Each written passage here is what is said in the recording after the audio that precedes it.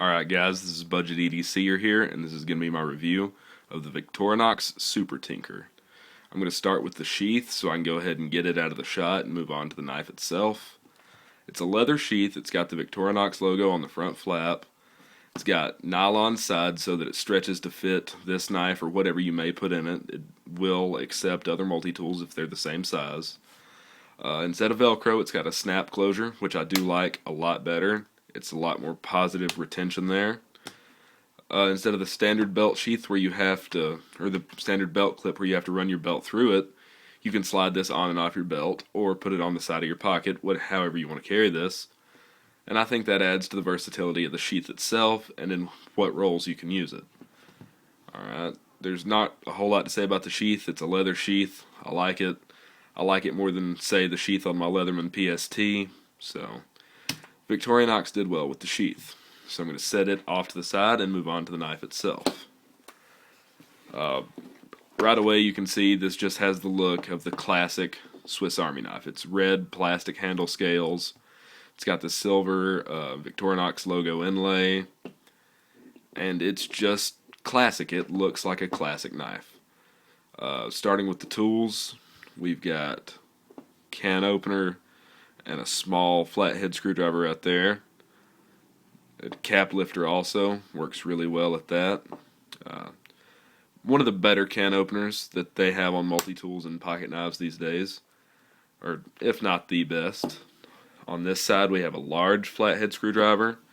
Actually, my bad, this is the cap lifter. That's just a part of the can opener. I have used it as a cap lifter though, just not realizing that that's what this was.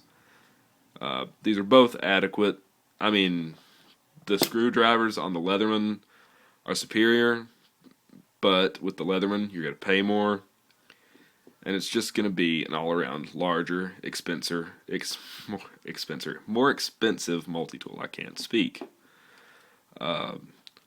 Next, we're going to talk about the main blade, which is what most of you probably care about. It is Victorinox's standard stainless steel. If you can see the tang stamp right there, if it'll focus. It won't. It says Victorinox Swiss made stainless. On this side it says Officer Suisse. I really like this knife. The blade steel is adequate. It'll take a really good edge and hold that edge reasonably. I mean, it's not like S30V or some of the super steels out there right now, but it's better than most of what you're going to get these days.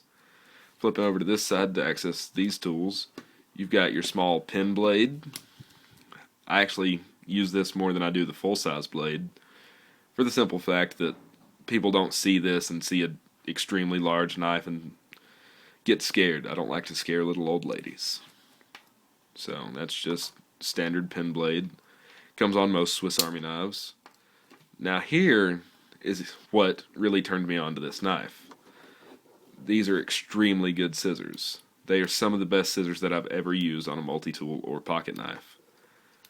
The blade steel, I'm fairly sure, is exactly the same as what's on the main and pin blades. Don't hold me to that, I'm not sure, but it's the same quality if it's not the exact same steel.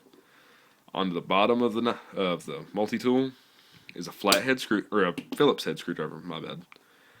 It's very, very good.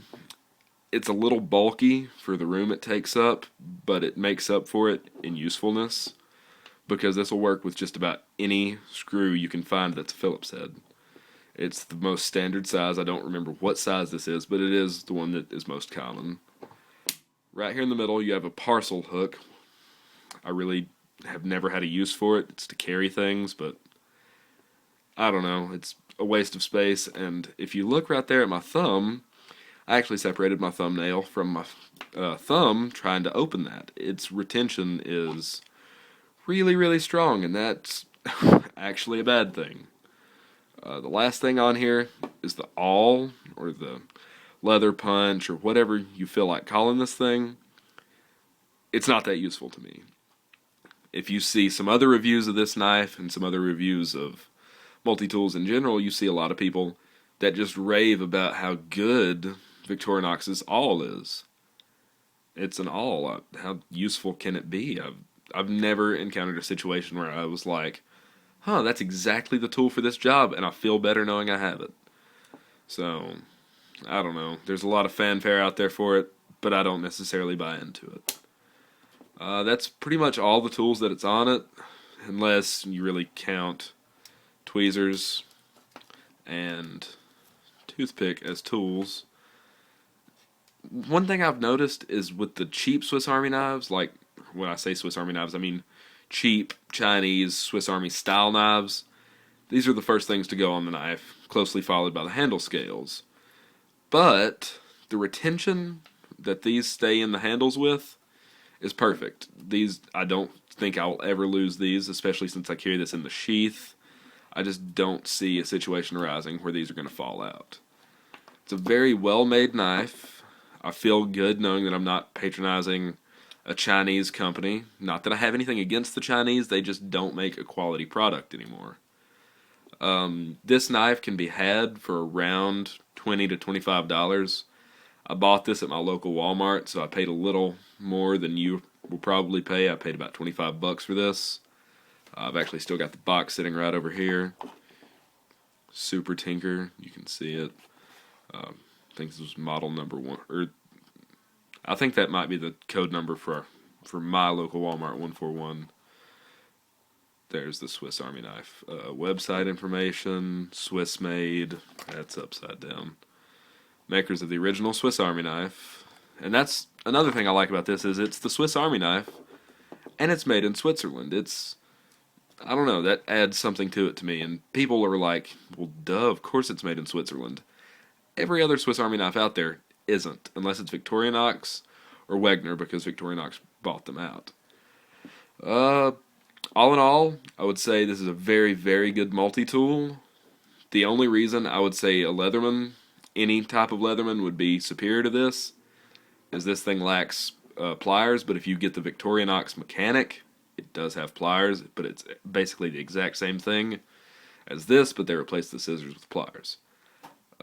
I would highly recommend this knife, and thanks for watching, you guys. This is Budget EDCer signing off.